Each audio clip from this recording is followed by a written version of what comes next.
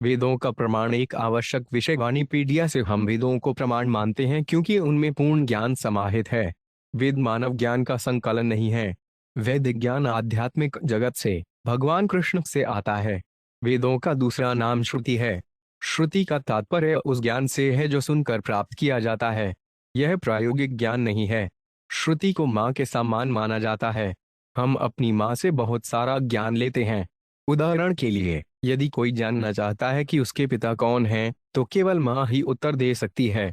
यदि माँ कहती है कि पिता कौन है तो उसे स्वीकार करना ही होगा क्योंकि यह पता लगाना संभव नहीं है कि वह आपका पिता है या नहीं। इसी प्रकार, यदि कोई अपने अनुभव से परे, हमारे प्रयोगात्मक ज्ञान से परे, इंद्रियों की गतिविधियों से परे कुछ जानना चाहता है, तो उसे प्रामाणिक वेदों को स्वीकार करना होगा। श्रील प्रभुपाद की पुस्तकें, व्याख्यान, वार्तालाप और पत्र इस आवश्यक विषय की व्यापक प्रस्तुति प्रदान करते हैं, जैसा कि वेदों के वाणी कोर्स प्राधिकरण श्रेणी में देखा गया है। उनकी पुस्तकों का एक परिचय निम्नलिखित 8 उदाहरणों में दिया गया है। श्रील प्रभुपाद की पुस्तकों से उदाहरण वैदिक सभ्यता के अनुसार किसी को प्रकट ग्रंथों के अधिकार के माध्यम से देखना होगा। शास्त्र चक्षु, व्यक्ति को हर चीज को वैदिक साहित्य के माध्यम से देखना चाहिए। इस तरह कोई आध्यात्मिक दुनिया और भौतिक दुनिया के बीच अंतर कर सकता है। जो लोग ऐसे निर्देशों की उपेक्षा करते हैं वे आध्यात्मिक दुनिया के अस्तित्व के बारे में आश्वस्त नहीं हो सकते, क्योंकि वे अपनी आध्यात्मिक पहचान भूल गए हैं। ऐसे भौतिकवादी इस भौतिक संसार को ही सब कुछ मानते हैं, इसलिए उन्हें बहिर्मुख कहा जाता है। चैतन्य चरितामृत, मध्य लीला 12.184। यह एक तथ्य है कि भगवान के परम व्यक्तित्व द्वारा जो कुछ भी कहा गया है वह एक वैदिक आदेश है जिसकी किसी को भी उपेक्षा नहीं करनी चाहिए। वैदिक आदेशों में कोई गलती, भ्रम, धोखाधड़ी या अपूर्णता नहीं है। जब तक कोई वैदिक संस्करण के अधिकार को नहीं समझता, शास्त्र को उद्धृत करने का कोई उद्देश्य नहीं है।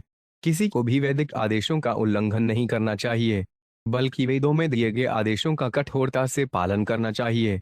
श्रीमद् भागवत 10.2.14, जो वेदों के अधिकार और भगवान के परम व्यक्तित्व के बल पर इस सत्य को स्वीकार करता है और जो दार्शनिक अटकलों में समय बर्बाद नहीं करता है, वह मुक्ति की उच्चतम पूर्ण अवस्था को प्राप्त करता है।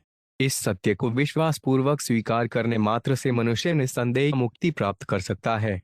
वैदिक संस्करण तत्त्वमसि वास्तव में इस मामले में लागू होता है। जो कोई भी भगवान कृष्ण को सर्वोच्च समझता है, या जो भगवान से कहता है आप वही परम ब्रह्म, भगवान का व्यक्तित्व है, निश्चित रूप से तुरंत मुक्त हो जाता है और परिणाम स्वरूप भगवान के पारलौकिक संग में उसका प्रवेश सुनिश्चित हो जाता है। भगवत गीता 4.9। ऐसे मूर्ख लोगों की सांसारिक बुद्धि और मानसिक अटकलें भौतिक प्रकृति के 3 गुणों के नियंत्रण में होती हैं। फलस्वरूप वे शुद्ध भक्ति को नहीं समझ पाते। वे भौतिक गतिविधियों से आकर्षित होते हैं और वे भौतिक प्रकृति के उपासक बन जाते हैं। इस प्रकार वे सकाम अभिनेता के रूप में जाने जाते हैं। यहाँ तक कि वे आध्यात्मिक गतिविधियों के भेष में भौतिक गतिविधियों में भी उलझ जाते हैं। भगवत गीता में ऐसे लोगों को वेदवद्रत, वेदों के कथित अनुयायी के रूप में वर्णित किया गया है। वे वेदों के वास्तविक तात्पर्य को नहीं समझते, फिर भी वे स्वयं को वैदिक अधिकारी मानते हैं।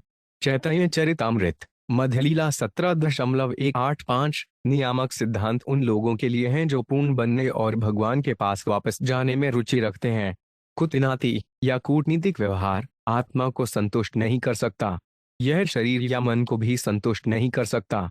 अपराधी मन सदैव शंकित रहता है, इसलिए हमारा व्यवहार हमेशा सीधा और वैदिक अधिकारियों द्वारा अनुमोदित होना चाहिए। यदि हम लोगों के साथ कूटनीतिक या दोगला व्यवहार करते हैं तो हमारी आध्यात्मिक उन्नति बाधित होती है। चैतन्य चरितामृत, मध्य लीला 19.159। श्रुति जातम शब्द इंगित करता है कि वेदों में पशुबलि की सिफारिश की गई है, लेकिन भगवान बुधवार ने पशुबलि को रोकने के लिए सीधे तौर पर वैदिक अधिकार को नकार दिया। फलस्वरूप भगवान बुधवार को वेदों के अनुयायी स्वीकार नहीं करते। चूंकि वे वेदों के प्रमाण को स्वीकार नहीं करते, इसलिए भगवान बुधवार को अज्ञेयवादी या नास्तिक के रूप में चित्रित किया गया है। महान ऋषि नारद वेदों के अधिकार की निंदा नहीं कर सकते, लेकिन वे राजा प्राचीन बृहस्पति को संकेत देना चाहते थे कि कर्मकांड का मार्ग बहुत कठिन और जोखिम भरा है। श्रीमद् भागवत 4.25-9। श्रीमद् भागवत के कथनों को श्रीधर स्वामी, रामानुजाचार्य और वल्लभाचार्य जैसे महान आचार्यों द्वारा स्वीकार किया जाता है। भगवान श्री चैतन्य महाप्रभु विशेष रूप से श्रीमद् भागवत को वेदाग वैदिक अधिकार के रूप में स्वीकार करते हैं, और इस प्रकार कोई भी समझदार व्यक्ति श्रीमद् भागवत के कथनों को नजरअंदाज नहीं कर सकता है। जब यह आत्म साक्षात्कारी आत्मा श्रील सुखदेव गोस्वामी द्वारा बोली जाती है, जो उनके नक्शे एकदम पर चलते हैं। महान पिता श्रील व्यासदेव सभी वैदिक साहित्य के संकलनकर्ता।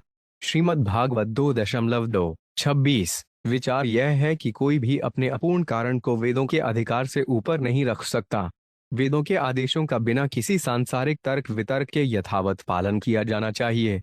वैदिक आदेशों के तथाकथित अनुयायी वैदिक आदेशों की अपनी अपनी व्याख्याएं करते हैं, और इस प्रकार वे वैदिक धर्म के विभिन्न दलों और संप्रदायों की स्थापना करते हैं।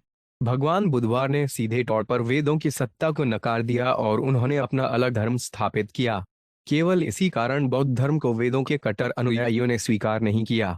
श्रीमद् भागवत परिचय।